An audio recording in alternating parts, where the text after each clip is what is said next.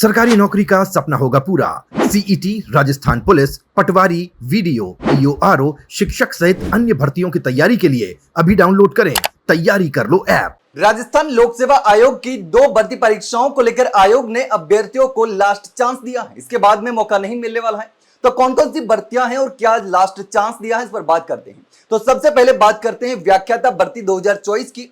तो इसमें चयनित 1754 अभ्यर्थी 8 जून तक अपने विकल्प भर सकते हैं। इसके बाद में मौका नहीं मिलेगा, यानी कि एक दिन का समय आपके पास बचा है। देखिए, व्याख्याता भर्ती परीक्षा 2024 में चयनित 1754 अभ्यर्थियों की नियुक्ति के लिए ऑनलाइन काउंसलिंग प्रक्रिया शुरू हो चुकी है और अब चयनित अभ्यर्थियों को 8 जून यानी कि एक दिन का समय बचा है।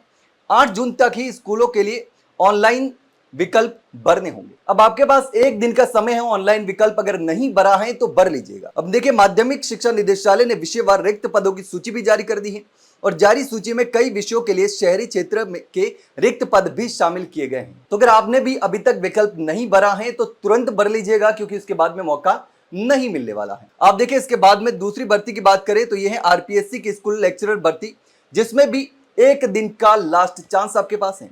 अब देखिए, आरपीएससी की ओर से आयोजित स्कूल लेक्चरर एवं कोच माध्यमिक शिक्षा विभाग भर्ती परीक्षा 2025 के हिंदी और इतिहास सहित 6 विषयों की मॉडल आंसर की पर ऑनलाइन आपत्ति का सिलसिला शुरू हो गया है।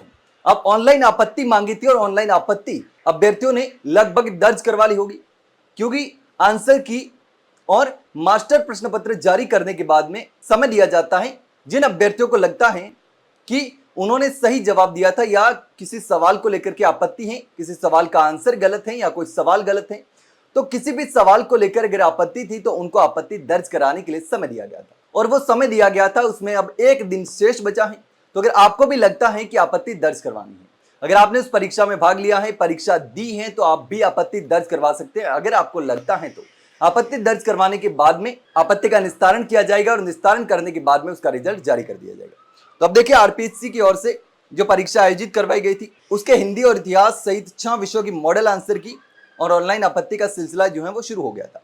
अब देखिए, अभ्यर्थी 8 जून तक आपत्ति दर्ज करा सकेंगे। 8 जून तक का समय नहीं, यानी कि एक दिन का समय है इसमें भी। अब आयोग ने एक दिन पहले ही general awareness and general science group A Hindi, इतिहास, अंग्रेजी, कॉमर्स और केमिस्ट्री विषयों की मॉडल उत्तर कुंजियां अपनी वेबसाइट पर अपलोड कर दी। तो ऐसे में अब आपके पास कम समय बचा है और ये जो वेबसाइट पर आंसर की जारी कर दी है, अपलोड कर दी है, तो इन विषयों की परीक्षा दे चुके अभ्यर्थी अब अपने उत्तरों का मिलान कर रहे हैं। उत्तरों का मिलान करके आप आपत्ति दर्ज करवा सकते हैं।